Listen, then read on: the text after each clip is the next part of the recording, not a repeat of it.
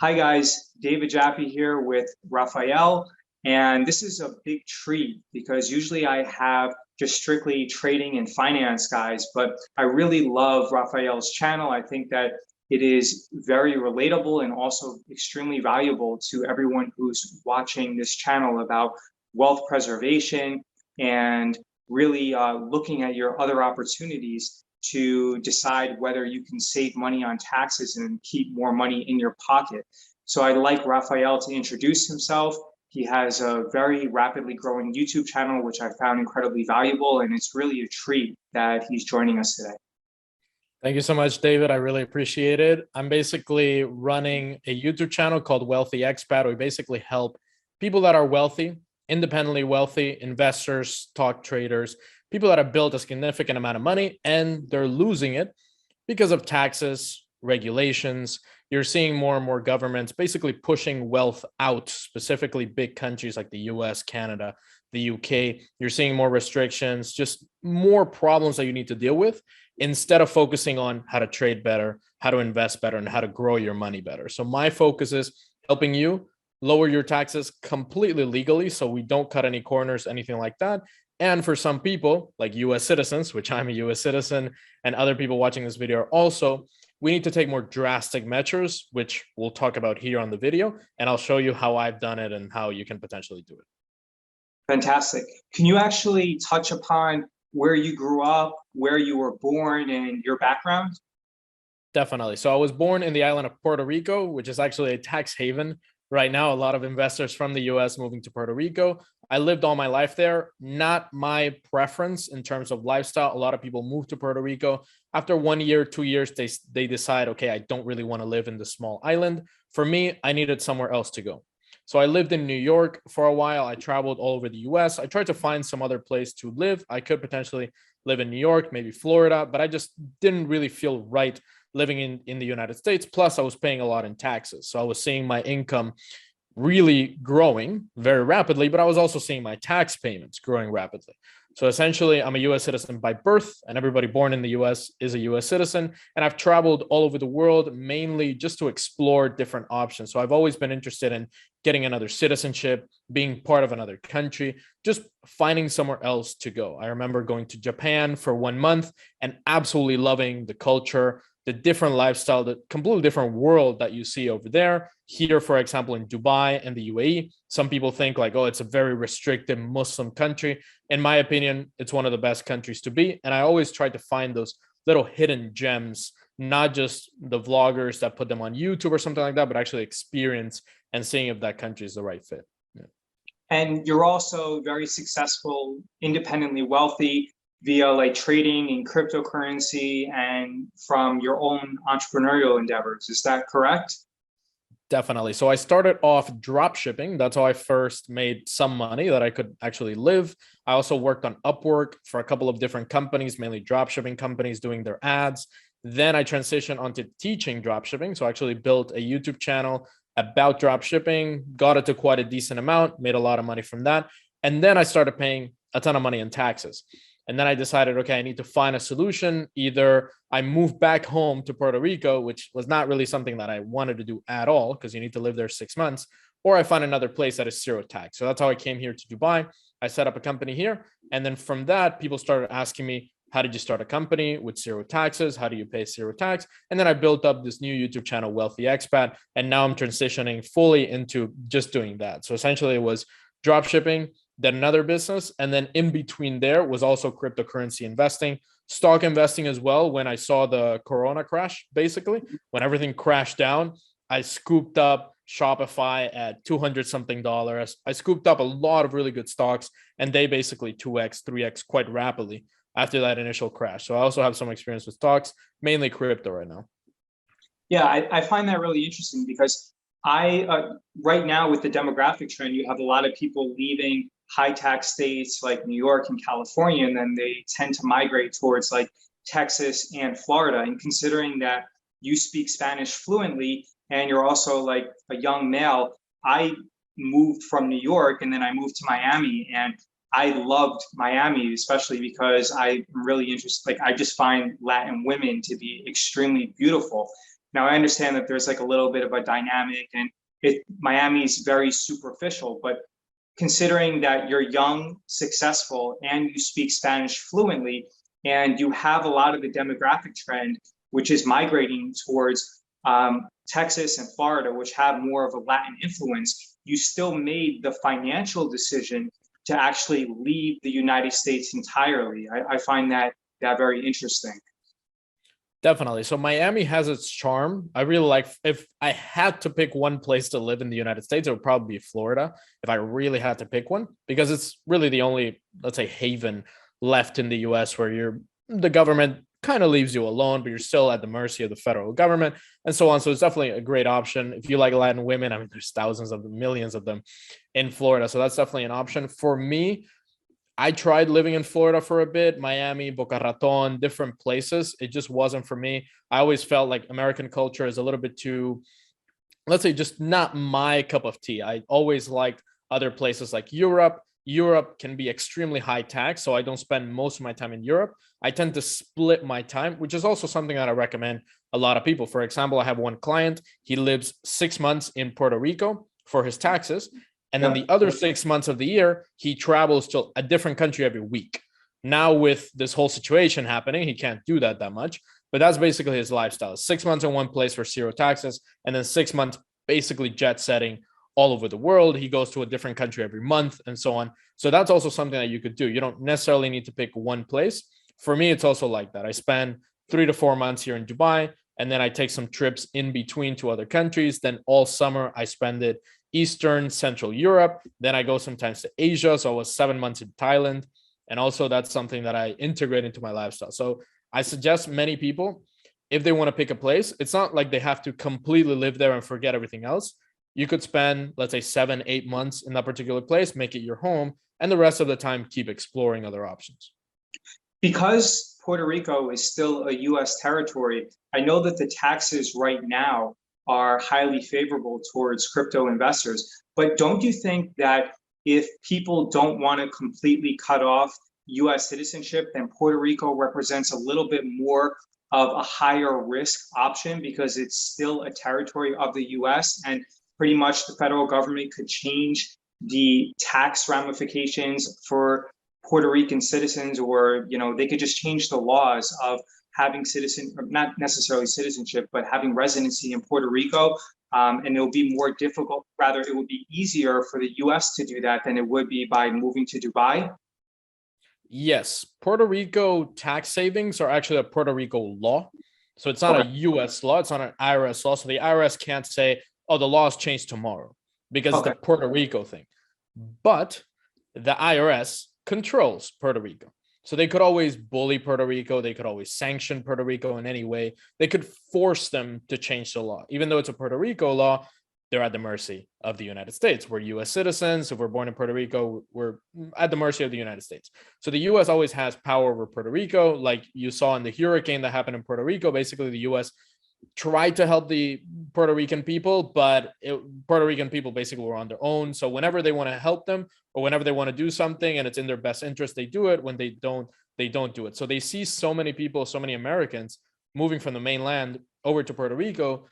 I see at some point, maybe 3, maybe 5 years later, that the laws will change. They will bully them at some point to change the regulation and basically get all those people back into the mainland, because they are basically moving there. And the IRS is losing a ton of revenue, billions, maybe even trillions of dollars by people moving there. So I do see it changing. Some people are talking about statehood for Puerto Rico, that it could even become a state. If it becomes a state, then for a long time, I think.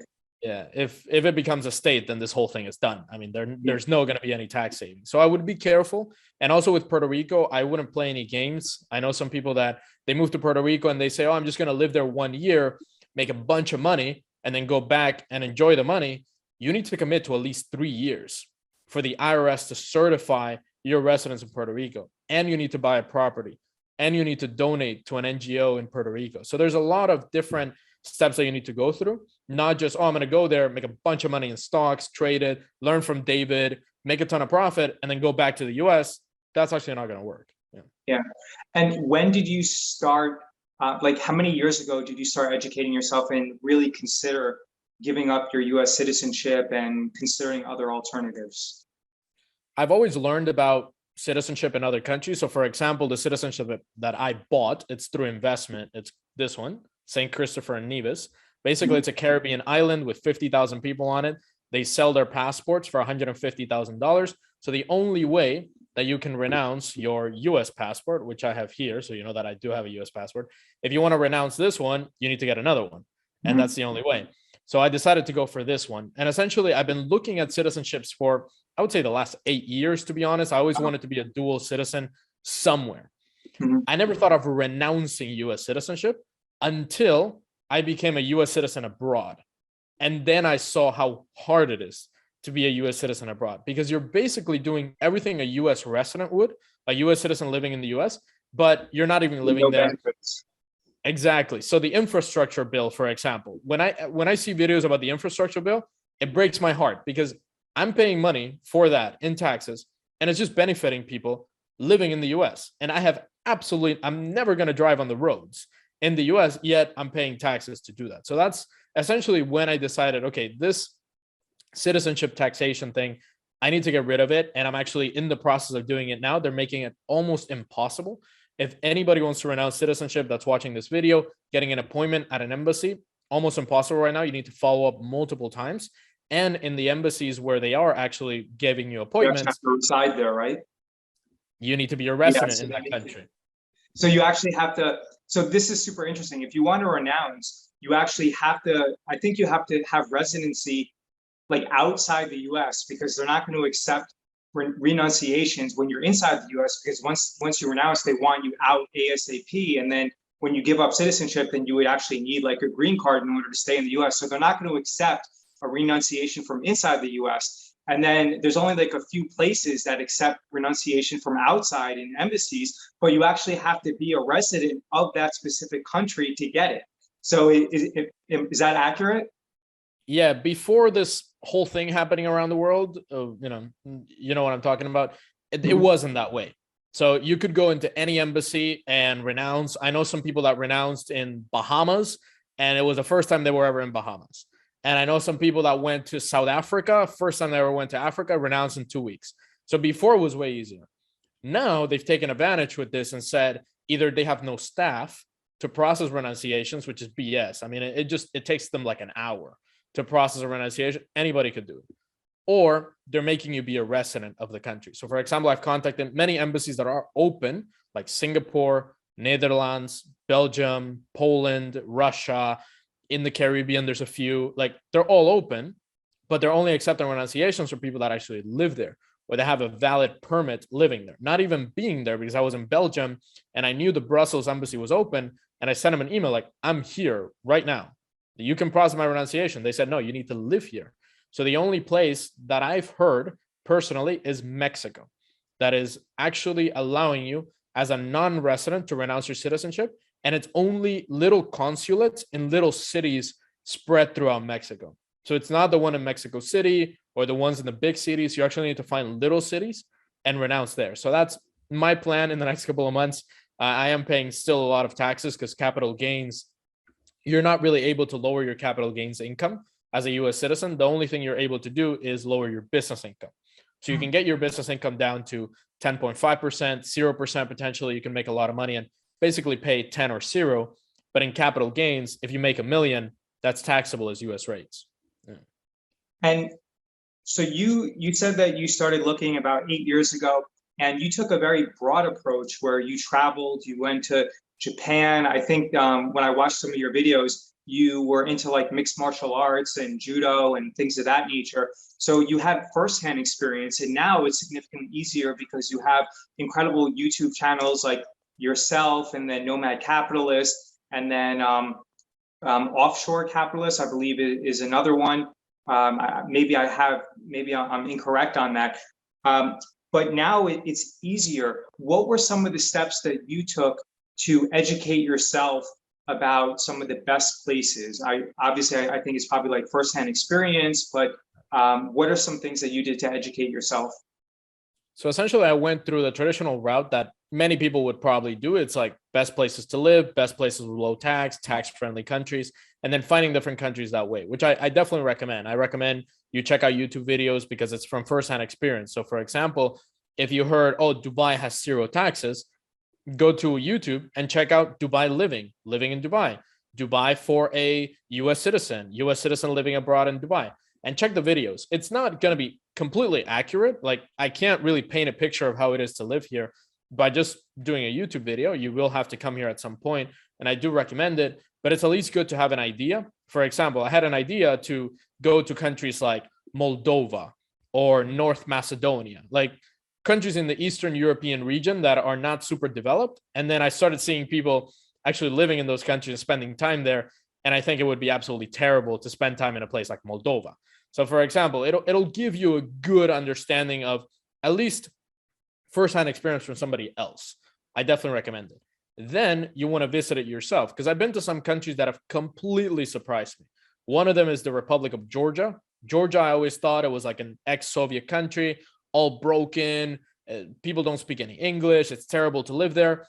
And even though I wouldn't live there myself, 2 weeks there was absolutely amazing. The architecture is beautiful. The food is amazing. The wine is great. Overall, living there is very nice. The apartments are very cheap. So it could be a good place to invest, maybe spend some time if you like that part of the world. So first-hand experience, it's obviously going to be the king. So what I would suggest is anybody, even if you're looking to move to a tax haven like Puerto Rico or Dubai, anywhere in the world, spend 2 to 3 weeks, potentially a month. That's what I tell my clients that mention Puerto Rico. Go to Puerto Rico a month. Don't stay in the Ritz-Carlton. Don't stay in the all-inclusive resort. Live like a local. Book an Airbnb in the center of the city. Walk around every day. Go to the grocery stores. Experience the Wi-Fi. Download as many videos as you can so you see the power of the internet. Everything like that. And you truly see if you want to live there. There's been places that I absolutely love for 3 to 5 days. If I would live there, I would absolutely hate it. So definitely spending time, let's say 2 to 3 weeks. I would say, let's say you're considering, maybe you've never left the United States, ever left Canada, ever left anywhere, and you're thinking, okay, where should I go? Or at least I want to explore something else. Go for a week to 10 days to multiple different countries. So spend, let's say, 3 months, and you pick 12 places to go. So 4, 4, and 4. And then you explore those. And then you see, okay, which ones did I like the most? I really like Switzerland, I really like Dubai, and I really like Malaysia. Right now, obviously, traveling is not easy, but you want to do this as much as you can. There are ways to travel. If you want to learn what places are open, you can go to canitravel.net. It's definitely a great website. It's essentially what I use. And you put what passport you have, where you're coming from, and where you're going, and if you have the thing or not. And then you basically input those things, you hit submit, and then it tells you if you can go to that country or not, or which countries you can go. And then you can see which one you can go. So you basically spend 7 to 10 days in all these places. And then once you find places that you like, then you want to spend a month in each place. Experience the healthcare. Go for a medical checkup. That's also something I did in Dubai. The first 3 months I was here, I went to a lot of medical checkups. I checked the gyms around the city, everything that I could to experience it as a local. And then you truly decide, okay, I want to spend more time. That was an incredible answer. I wrote a few quick notes. Let me try to go through. So I have been to Georgia twice. I've been to Tbilisi twice. I have a few friends there, and actually my video editor that I've worked with for like 2 years, she's incredible. She's actually from Tbilisi. And I've also been to Batumi. So I went to Tbilisi. The first time I liked it. The second time, last time I went there was about 2.5 years ago. I thought it was okay. I like the old town. My issue with Tbilisi, even though Georgia is incredible, it's a great value. You can get like a 5-course, like, incredible meal that will cost you about like $200 in the States for about like $40. My issue with Tbilisi is that there is like a decent amount of traffic when you go through the city. And I experienced like a little bit of issues with some pollution. And I'm a little bit sensitive to that. But to me, I really loved, and I think I saw a video where you were gonna like buy an apartment there. And actually, so what we did in Batumi is we pretty much went like 5 straight days to like the Ali and Nino statue, I think. And there's like a really nice garden there. And then I went swimming in the Black Sea, which has like a lower salinity than the ocean. And then we ate at this place like along the boardwalk called Port Odessa. And we pretty much did that for like 5 straight days, and it was so incredibly relaxing. So if there was like one place in Georgia that I would, and I could potentially see myself living there, it would probably be Batumi, like in that area around like the Ali Nino statue, because it's just very well kept. They have a huge garden there that's very well maintained, and you can tell that they just have like a lot of pride in making sure that Batumi, and they have a lot of new construction. They just have a lot of pride in making like Batumi kind of be like the one city in the country. And I'm not trying to like they just want to make Batumi look like really good and representative of like a model city in Georgia. That's kind of the impression that I got. Yeah, they want to make it like the Dubai of Georgia, basically the place where everybody thinks, oh, Georgia, okay, I go to Batumi. Like nobody thinks of the United Arab Emirates. It's mainly people think that even some people think that Dubai is a country. So they Yeah. essentially want to do the same with Batumi, like make it the main city. But you need to really experience these places, because I love Batumi for a couple of days. I totally agree with you. But I also saw some things like, for example, there was a lot of gypsies asking for money. There was like some areas where they were not really that safe. So that's why I recommend people to also like spend, let's say, a month in one place, so you truly see everything. Because Batumi is amazing, but there are some things that I noticed, because I mean, I've been traveling to a bunch of different places, living in many different places. So I immediately noticed like, oh, the taxis are a little bit slow, or there's a lot of scams around the city, or there's the construction is not good. Like little things like that, I notice them, and you only notice them after living in many different places. So. Yeah, and I think Georgia is great, especially because when we flew into Tbilisi, and then we took one of those like high speed trains, and I think it only took like 6 hours to go from Tbilisi to Batumi. So it's not that difficult to get around. A few other places. I actually have not been to Dubai. One of my friends, I think he runs a nightclub there in Dubai. And my other friend, he said that Dubai is like, it's very similar to Miami. It's like very upscale. And yeah, I've never heard like, I've never heard any of my close friends say anything bad about Dubai. So I do regret not going there. Moldova, I actually haven't been there, but it's very ironic because my wife's best friend is actually from Moldova, and she doesn't have, like, when comparing it to like life in Miami, she doesn't have like the most, positive things to say about it, unfortunately. I've been to Singapore. I thought that Singapore was incredible.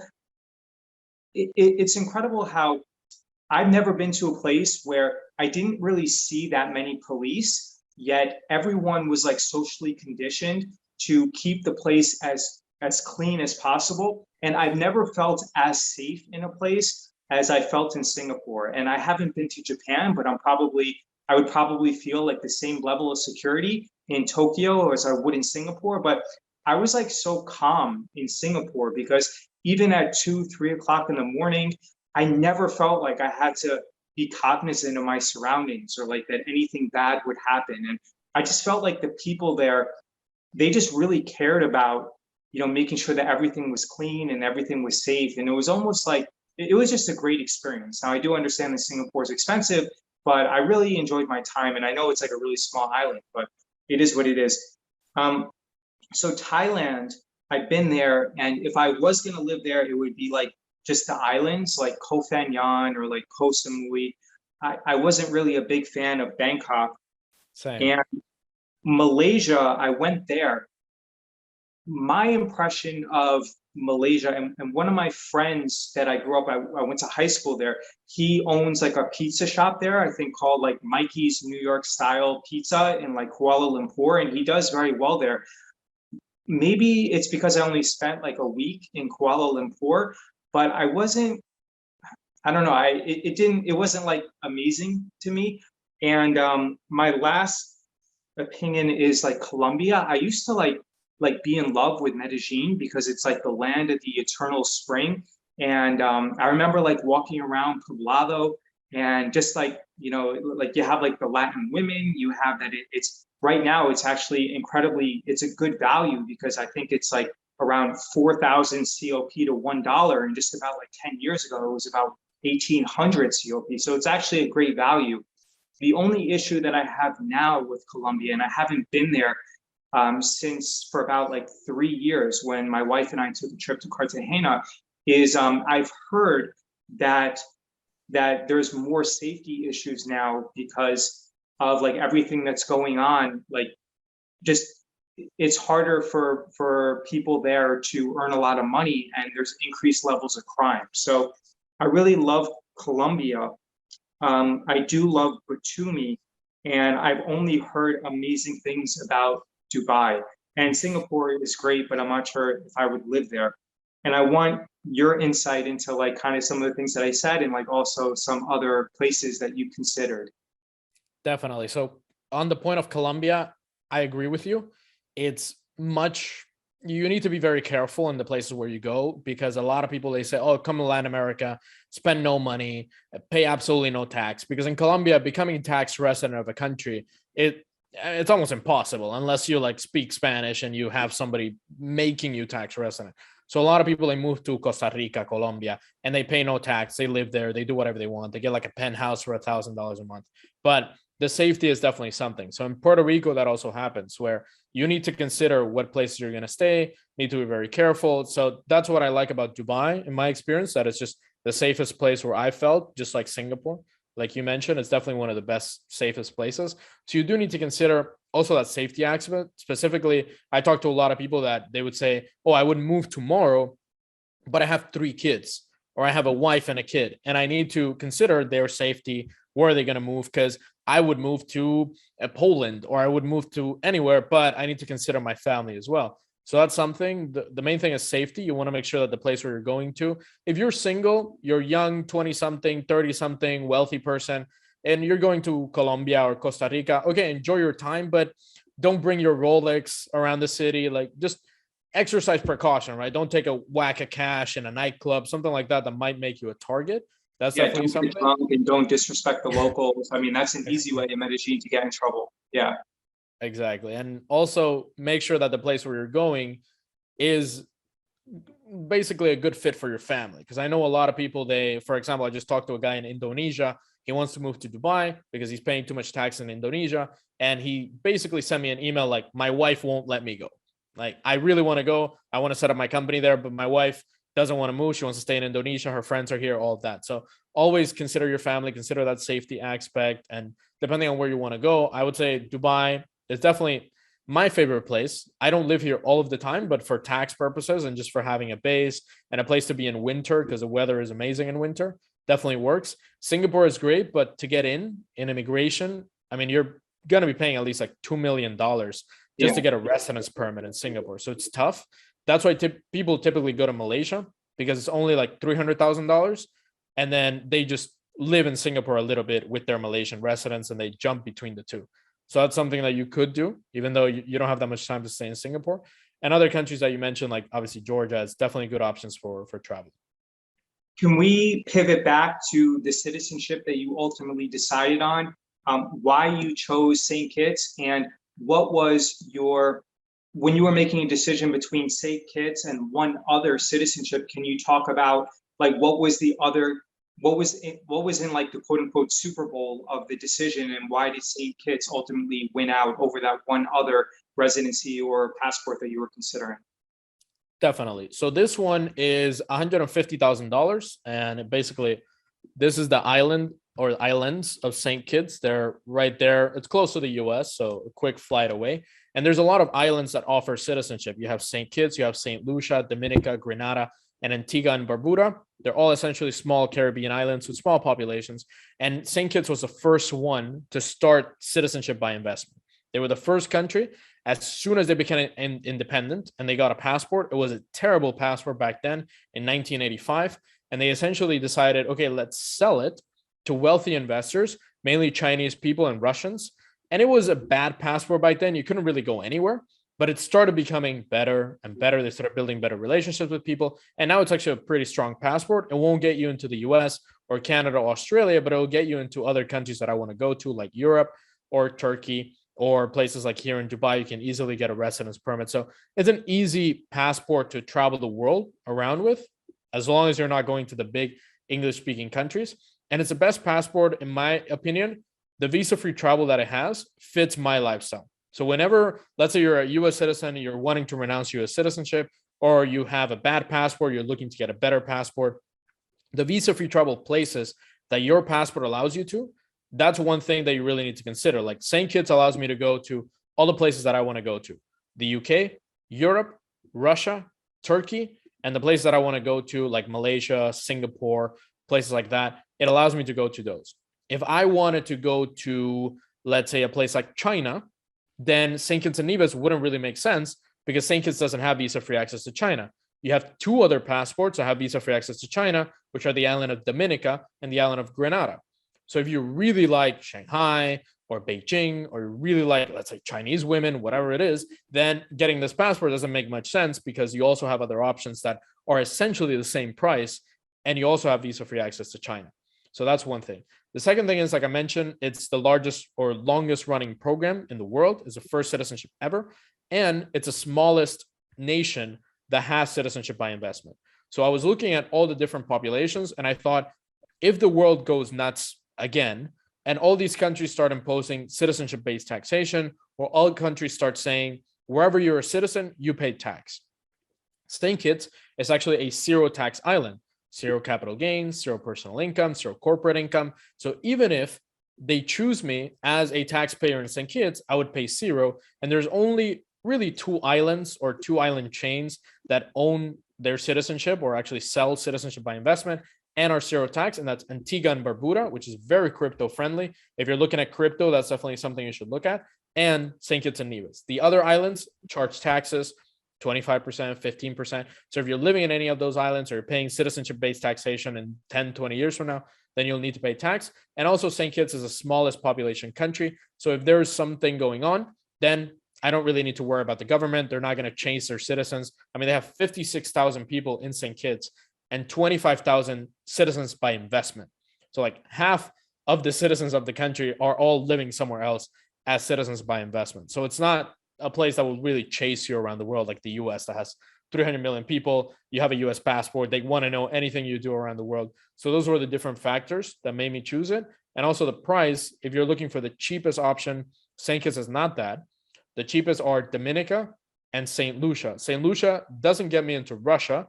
I really like Russian women. I like Russia in general. So I really wanted to do Russia. And Dominica does get you into Russia. It gets you into China. It's $100,000.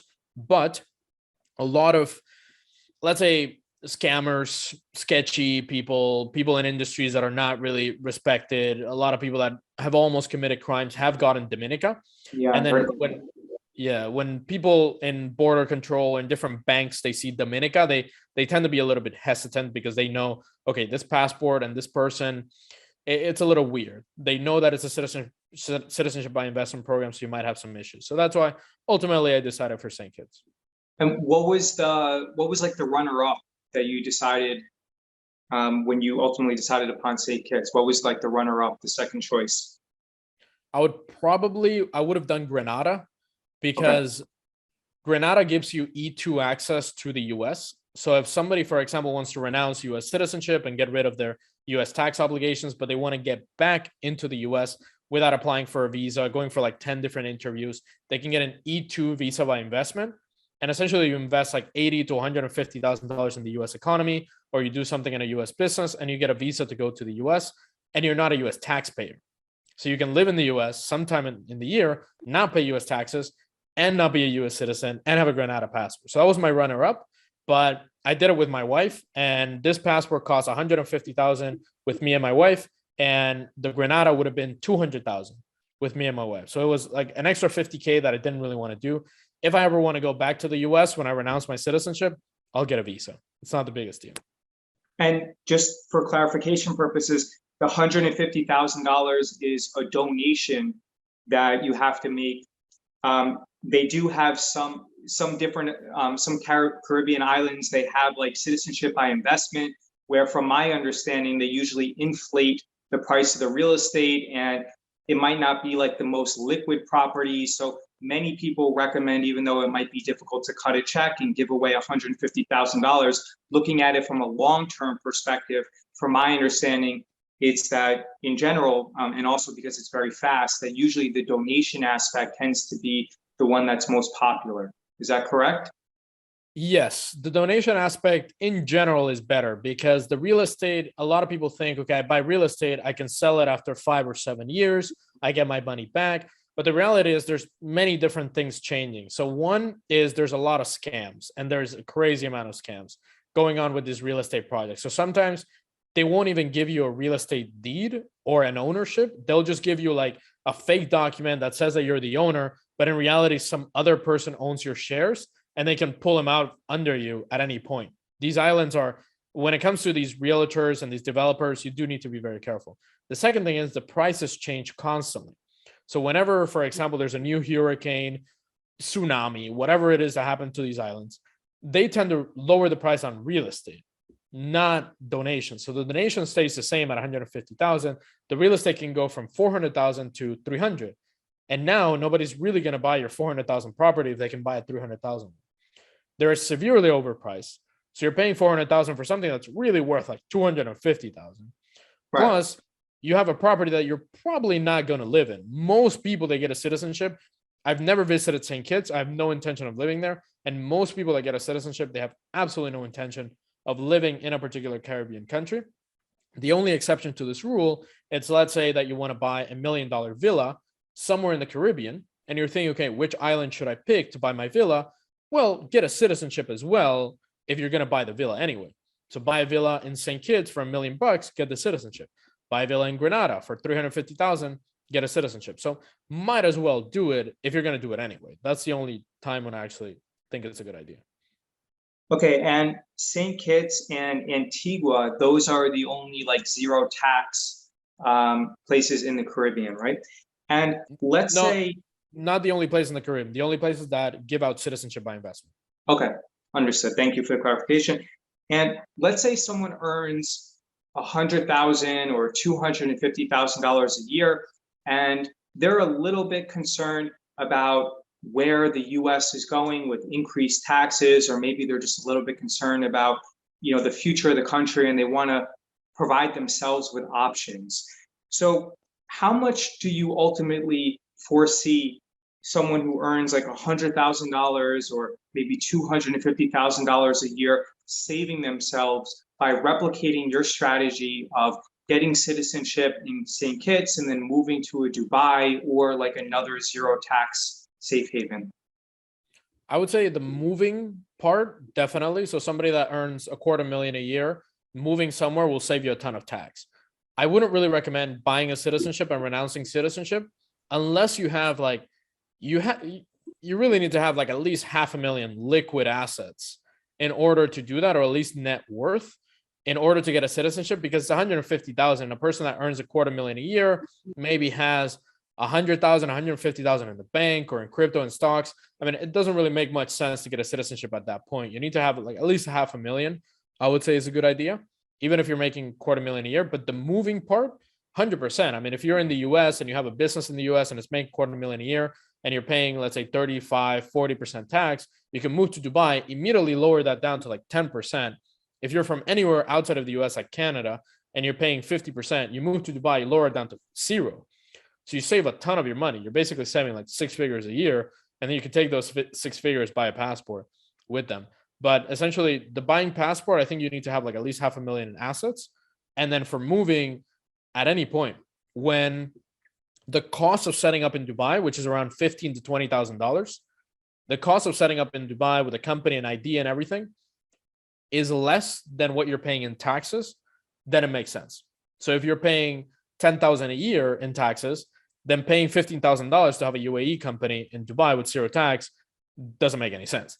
But if you're paying $100,000 in taxes and you're spending $20,000 to set up in Dubai, then you're saving 5x. So you're basically making 5x on your money with that, because you're now paying 0 tax. So in that case, it does make sense. And if someone was interested in potentially moving or traveling or spending like 3 to 6 months in a different location, do you provide consulting services to interested individuals so that they can bounce ideas off you, or they can quote, I don't like the word like pick your brain, but they can pretty much like learn from your past experience about like, what you think about this country, or you can take and aggregate what they tell you that they're looking for. And you can say, okay, well, based upon my knowledge of this experience, and like I've traveled here and spent like a few months in this environment, then you can narrow it down to like 3 places that they should visit. And therefore you can save them time and also make recommendations that could also save them a lot of money. Do you offer that as a consulting service? Definitely. So I do one-on-one calls with every single person that I help. I've helped over 150 investors move to Dubai, get a second citizenship, get a second residence somewhere, move out of their country. And the people that I help, I always set up a one-on-one call with them directly. It's with me. It's not with some assistant in the Philippines, something like that. It's directly with me because I need to look at your particular situation. So we have many different people all over the world. Let's say you are living in the US, but you're living on a H-1B visa, not a green card or citizenship. And you're thinking, oh, I want to leave the US. Well, your process is actually way easier than somebody that has a US citizenship. You don't need to renounce anything, you just leave. Somebody that has a citizenship needs to renounce citizenship. Somebody that has a green card needs to just send it in the mail, and then they stop being a US taxpayer. So everybody has different problems. Everybody has different situations. So I like to sit down with people. You can go to, you'll probably put the link in the description. It's wealthyexpatcall.com. You book a call with me. It's for free. We sit together for about 30 minutes. I figure out your situation, where you are, where do you want to go, what place you're considering, how much tax are you paying, what citizenship do you have, all of this. And then I give you different options. And if you want to talk about one particular option, maybe you heard it in the news, or you heard that people are moving to Cayman Islands because you can stash your money there. Let's discuss those options. Everything I talk about is legal, and I'm not a tax accountant or advisor or a certified advisor in any way, but I have experience firsthand, and I know all these different tax systems. So most advisors, most consultants, most people, they know one thing. So let's say a person in the US knows US taxes. They don't know how Dubai correlates with US taxes. Or a person might know Dubai, but they don't know how Dubai correlates with US taxes. Because when I was setting up in Dubai, the person told me, oh, if you're living in Dubai, you don't need to pay US taxes. What are you going to pay US taxes? And I said, no, I need to because I'm a US citizen. And what do you mean? Like, you're not living in the US. What is that? They have no idea about it. So that I try to match those two. And there's some people that I can generally not help. I'll tell you if I can't help you. There's some people that they want to get a citizenship from Mexico and they want to pay 0 tax while living in Mexico all the time. And Mexico is not a tax-free country. So I tell them, like, this isn't going to work. And if it isn't going to work, I'll tell you. So I'll be very upfront with you. What are some challenges besides obviously like the hindrance or the difficulty of renouncing and finding an embassy? What are like 1 or 2 challenges that kind of surprised you and that you didn't necessarily expect, but then when going through the process, you experienced? I would say how hard it is to do reporting as a US citizen abroad. So yes, you can get an accountant to do it for you, but I've only found one accountant that is good at it and doesn't make any mistakes and has good communication. You can call them, and they're extremely busy. And to hire somebody for them, because I've told them, like, hey, if you want to find someone, like, I'll get your recruitment agency something, because I need people to answer me faster. These people answer you in like 2 weeks when you send them a request, because they're just packed with US citizens. And it's very hard to find somebody like that. And when you do find somebody like that, it's hard for them to respond to you because they're just extremely busy. So I would say doing the reporting is the most annoying part. That's why I think a lot of US citizens renounce. It's not because they're paying a lot in tax, because they might be living in Dubai, paying 0, or they haven't sold their crypto at all. But every year they need to do reporting on their bank accounts, on their companies, on absolutely everything, if you want to stay legally, of course, which is what I recommend. So the IRS doesn't come at you with a ton of rocks. So essentially, that process is the hardest, like making sure you put the exact number. Like, my account ends in like 8701. And if I put 8702, then there's like a $25,000 penalty for like this little number mistake. And this is the thing that really annoys me. Yeah, attention to detail is so vital. So you mentioned that you've helped over like 150 people. Can you talk about your ideal candidate and also the services you offer and how people can get in contact with you? Definitely. So the ideal candidate is somebody that's willing to do the effort. So if you're not willing to move anywhere else, if you want to stay in, let's say you're living in California and you want to stay in California and not pay any tax, unfortunately, I can't help you, because California is going to tax you if you're living in California as a US citizen. I've had multiple people tell me, I'm living in New York and I want to pay 0 tax, but I don't want to leave New York. I'm sorry, but I can't help you. That's not possible. So you do need to have the effort and obviously the investment, because like I said, Dubai costs about 15, 20K to set up. So if you're looking to pay zero tax, but having like a $500 option, that's not going to work. And then you do need to be open to exploring different options. So the first thing is you're willing to move somewhere, or at least challenge the idea of going to Puerto Rico, going to Dubai, moving to the Cayman Islands, somewhere that's a tax-free place. Then you need to have the investment, and you need to understand that all of this takes time as well. So it's not a 1 week thing or a 1 day thing. If, for example, you're watching this in July of 2022 or whenever you're watching this, and 6 months or 7 months in the year have passed, this year, there's not much you can do with taxes if you've been all year in one country. We can do many things for next year, but this year, you've already spent all those 6, 7 months in that country, technically living there, so you're going to pay tax there. So there's also things where a lot of this is very long term. So you might save, let's say, $100,000 in the next year, but you might save $10 million over the next 10 years. You do need to have that long-term vision in this industry. So do you think it's fair to say that someone who has net liquid assets of, is it 250,000, 500,000 is like your ideal candidate? Because figure that if they're going to have to spend around $150,000 for the passport, then, you know, accounting fees and like the moving fees, and then setting up a company, it seems like they would need probably at least, like, to be fair, you know, probably 350 to 500,000 in net liquid, in you know, cash available at hand, or net liquidation, like cash available in the bank. Is that accurate, or is it too much or too little? What are your thoughts? That's essentially correct. So I would say at least 250,000 for tax savings in liquid, any assets, right? If you have a property that's not liquid, but you can sell it in a month, that still counts. So in full net worth, 250,000 for tax savings. If you're looking at citizenship and getting citizenship by investment, it doesn't really make sense unless you have $500,000. So I would say 250 for tax, $500,000 for citizenship in total net worth.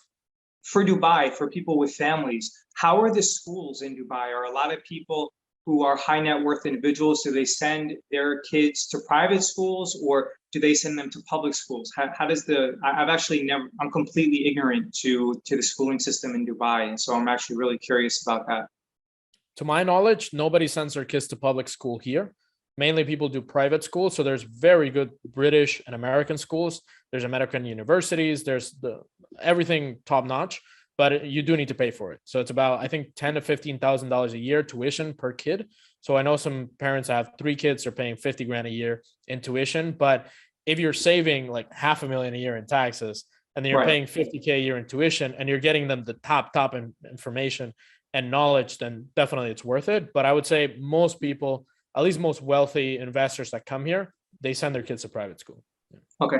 And what's the best way for people to get in contact with you? If you can provide people with your YouTube channel, your website, and then also the link to which I'll include in the description of this video, and I'll probably pin it as a comment, but to book a call with you, if you can provide that information as well, that would be very helpful. Definitely. So all you have to do, if you want to find me on YouTube, it's Wealthy Expat. Wealthy meaning you have money, expat meaning you want to live somewhere else, a wealthy expat. And if you want to book a call, it's going to be in the description, but Wealthy Expat Call, CALL.com, wealthyexpatcall.com. It'll redirect you to my booking link. If it's booked out, send me an email or message, because we are booked out quite a lot. So just send me an email or message with your question. I'll book a call with you in another time, and I'm happy to talk to you at any point. Guys, I would highly recommend that you subscribe to Rafael's channel. I'm actually interested in gaining second citizenship myself, and I can tell you that there are a bunch of other YouTube channels, but I was very stricken by Rafael's transparency, his openness, his just straightforwardness, where he doesn't waste your time. His videos aren't like 10 to 20 minutes where you're only gaining like 2 to 3 minutes of valuable information. It's just really like, it's great information, very valuable. And I would highly recommend that if you have any interest at all, and if you have a limited amount of time, then and you only could choose one channel to subscribe to, that deals with like expatriation and also learning about other opportunities abroad, then I would highly recommend that you subscribe to his channel. I found a tremendous amount of value in his videos. And also I really like some of his personal stories about like MMA. We didn't get into it, but he has like a story about like meeting his wife. I think she was like from Ukraine. So, you know, that he has like some interesting stories, and I think it's just incredible, and it's very valuable for you to subscribe to his channel. So, Rafael, thank you so much. I really appreciate it. And also, if you guys watching this, if you can leave a comment and let me know your thoughts on whether you believe that I should bring on some more like non-finance people who have really interesting backstories that can provide complementary services and complementary information so that you can secure and maintain and protect your wealth. If that's something that you have interest in, then please leave a comment below and let me know your thoughts. And Rafael, I'll leave it to you for any parting and last words. Thank you, David. I appreciate it. If you need help moving abroad, lowering your taxes, getting a second citizenship, let me know. Very happy to help with any of this. All right. Thank you so much. And thank you guys for spending the time with us.